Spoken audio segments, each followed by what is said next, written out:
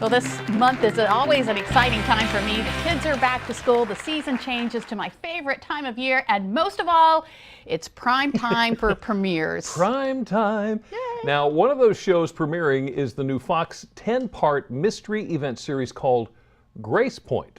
And today, we're meeting one of the main characters. I would prefer that you didn't call me Miller. Why? I don't like the last name thing. It's just Ellie. Ellie. Ellie. No.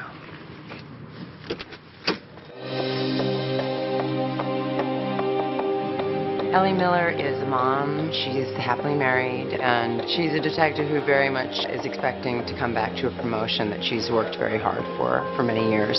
And then she finds on her first day back from vacation that the job has been handed over to somebody that she's never met. What's been going on? Huh? Ellie? Yeah. My office? She has to immediately begin working with him on the very day that this tragedy occurs. Oh, God. Oh, God. Right behind the tape, ma'am. No. This area is restricted. No. Oh, my God. And there's so many things that are fascinating about this story, but one of the things that's fascinating is that it's about these two detectives who come at this tragedy and at this case in such totally different ways. She believes very much in the goodness of people, and she believes people have a moral compass, and he says, but compasses can fail. And that's how he comes at things. And so they're really coming at this from two totally different points of view. We know you, Ellie. You know us. I know, Beth. And the best thing that I can do for you now is to find out who killed Danny, okay? She's the rookie in this. This is her first murder case. So while she is really good at her job and she's really smart and she's prepared, no one can prepare for their very first murder case.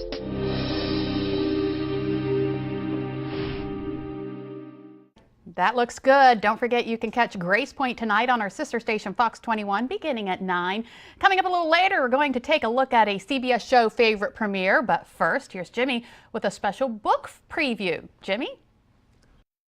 He's been called a master storyteller who brilliantly researches stories that captivate readers. It's been said that his ability to keep his readers turning the pages is unparalleled. And now, internationally best-selling author Ken Follett has released the final installment in his Century trilogy titled Edge of Eternity. We are honored to welcome Ken to Delmarva Life this afternoon. Ken, thank you so much for talking to us. It's a pleasure, Jimmy. It's great to be on the show. I want to talk about your book, Edge of Eternity, here in just a second. But first, go back with me. Go back to when you first realized you wanted to be an author. What was that like? What happened?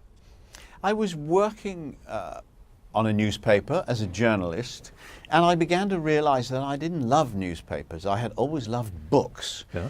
And so I began to turn my attention to the possibility of being a fiction writer. What really nudged me was actually a financial crisis. My car broke down and I couldn't afford to get it repaired. And I needed £200, which is about $300. Yeah. And it was 1973 and I didn't have the money. But a reporter on the newspaper had written a thriller, and I asked him how much money he got from the publisher, and he said £200.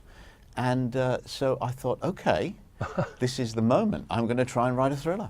Oh, and I did, goodness. And it wasn't very good, but I did actually get £200, and I got my car fixed. And you got the car fixed. Ken, let me ask you, critics... And then I thought, I thought maybe if I try harder and take more time, I could write a better novel that would be a real bestseller. And so eventually, my 11th book was a bestseller. You know, I'm glad you said that, because critics regularly praise you for the research that you put into your books. Tell me about that. Well, I'd like to visit the places that I write about. And for Edge of Eternity, I went to Moscow and Cuba. And I also took a bus trip into the Deep South.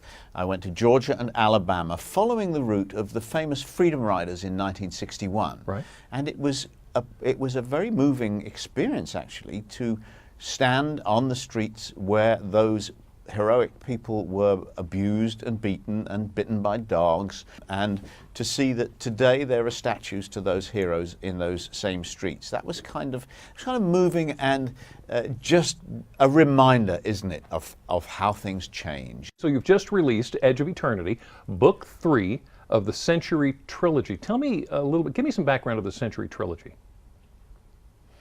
Well, the 20th century is the most dramatic and intriguing period in our history. We had the First World War, which is the most terrible war the human race had ever experienced, right, and the Second World War, which was worse, and then the Cold War, which is the subject of Edge of Eternity, if it had turned into a hot war, could have wiped us all out. So it's a tremendously dramatic century, but it's also our story. Right. I was born in the 20th century. Jimmy, you were born in the 20th century. Yes. Most of your audience and my audience were born in the 20th century. And this is our story. It's about what we did and what our grandparents did and our parents.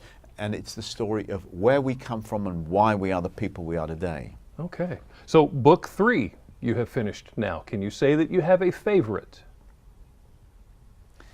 Oh, well, if I had to pick my favorite book, it probably would be The Pillars of the Earth, which is a favorite of many of my readers. It was an unexpected story, and some of my publishers were very nervous about it. They said, Ken, stick with the spies and the secret agents and the KGB and the Nazis, and do not write a novel about building a church in the Middle Ages. And I said, look, this can be a really popular novel like Gone with the Wind. And Jimmy, to tell you the truth, it is a good feeling. Isn't it a good feeling when you're right and everybody else is wrong? Else is I mean, wrong. it doesn't happen to me very often. It doesn't happen to me very often. Ken Follett, author of Edge of Eternity, Book 3 of the Century Trilogy. Thank you so much for your time with us this afternoon. Before I let you go, what can we look for from you in the future? Well, I'm going to go back to Kingsbridge, which is the location of the Pillars of the Earth, and write another story based in that town. Wow, Ken Follett, thank you so much for talking to us this afternoon. Now, if you'd like to read more about Ken, all you have to do is go to WBOC.com and click on our picture at the top of the page. Still ahead on Delmarva Life, we're gearing up for the season premiere of The Amazing Race. Tomorrow, we're going to meet the teams. Next, Delmarva Life. We'll be back in moments.